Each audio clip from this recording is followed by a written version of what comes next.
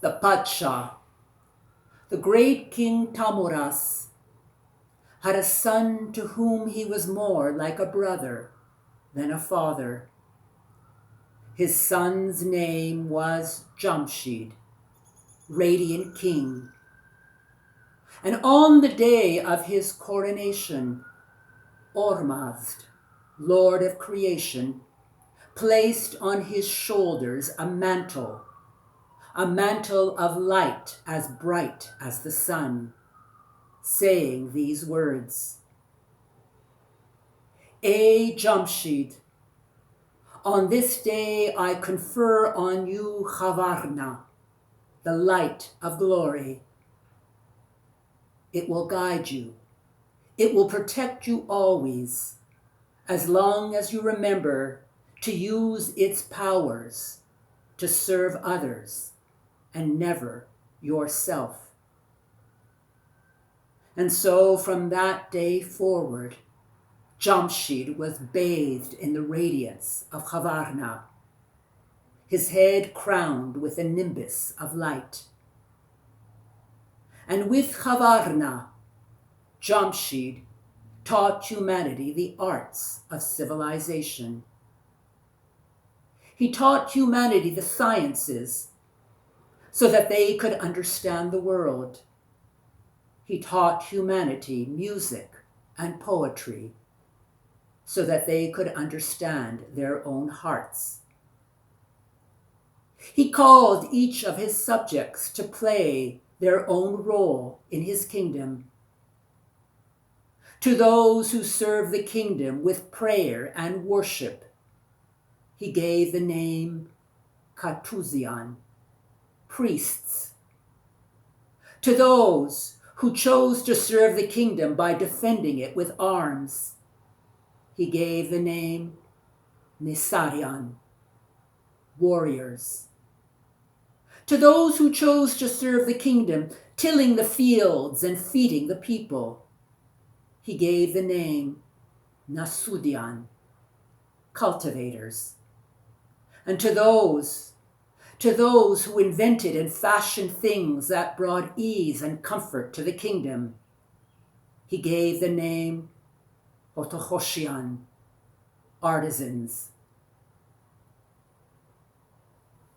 And so Jamshid looked upon his kingdom of peace and prosperity.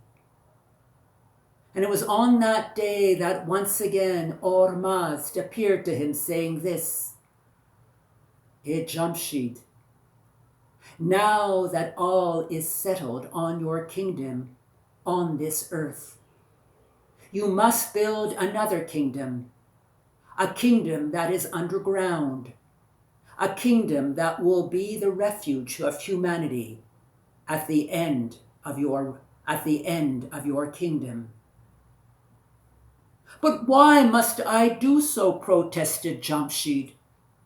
"For all is at peace and prosperity in my kingdom, and indeed this means that my kingdom will never end." And at this, Ormazd replied, "Ey Jamshid, already you make the first error of statecraft, and that is to believe that good fortune will last forever. Go now and do as I say." And so Jamshid ordered builders and artisans to build his kingdom underground, an underground kingdom with its own valleys and fields, and its cities of numerous streets and dwellings. And when this was completed, Jamshid allowed himself the leisure to look upon both of his kingdoms, above and below the ground, and in an unguarded moment, he allowed himself to be poisoned by his own pride. He declared He declared that on the first day of Farvadin, the first day of spring, would mark the first day of his reign of a golden age. And he called that day Nowruz, New Day. And from that day until now, that day is celebrated. Nowruz is celebrated every year. And on one of these first days of spring, he ordered his artisans to fashion a throne of gold, encrusted with all the treasures he had found in the 7 climes. And with the gold that was left, he ordered his artisans to fashion a cup encrusted with the pearls that he swept from the ocean floor. And with a little of the light of glory that was left from his mantle, he poured that into his cup, until his cup became a mirror in which everything and everyone could be seen at all times. And he gave his cup the name Jamshid, the world-seeing cup of Jamshid. And on that same day, he ordered all the demons on the world, to lift his throne with him sitting on it as he raised the world-seeing cup above his head. And they raised the throne high up until it reached the roof of the sky. Some of the sunlight got caught in the cup that he raised above his head. And when it did, it made Jamshid more bright, more radiant than the sun itself.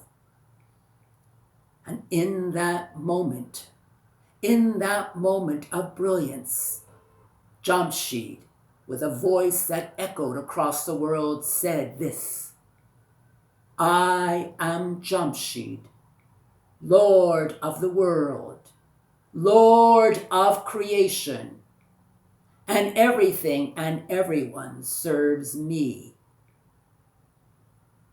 Now, as soon as he said those words, the light of the Chavarna, of the light of glory, began to dim. He lost that nimbus of light that always crowned his head.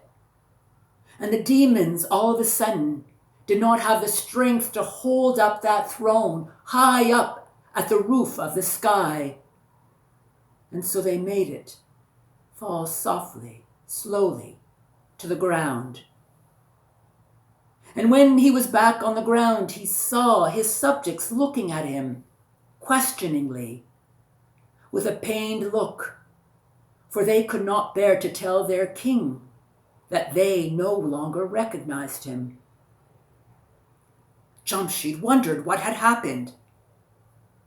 But at that moment, Ormazd appeared to him once again, whispering in his ear, Jamshid, today you have chased away Chavarna. Today you have chased away the light of glory from the world. For in an unguarded moment, you forgot to use the Chavarna always in the service of others, and never in the service of your own vanity, never in the service of yourself. And so now the light of glory is gone from the world, and so humanity will have to suffer many years of darkness, until there is another man greater than you, who will bring the light of glory back to this world. Well, at first, Jamshid did not want to believe the words of Ormazd. And so he continued. He continued day after day as he did before, offering his empty words, performing his hollow rituals, which his subjects no longer believed in. This he did during the day, but at night he was haunted by nightmares nightmares of his own end, nightmares where darkness would descend upon humanity. And so it would be as Ormazd had said, darkness would descend upon humanity. But humanity in their stubborn hope would wait for that moment when another human being greater than their own king, would bring back the light of glory to this world. And after a time, indeed, this occurred. And this is how it happened.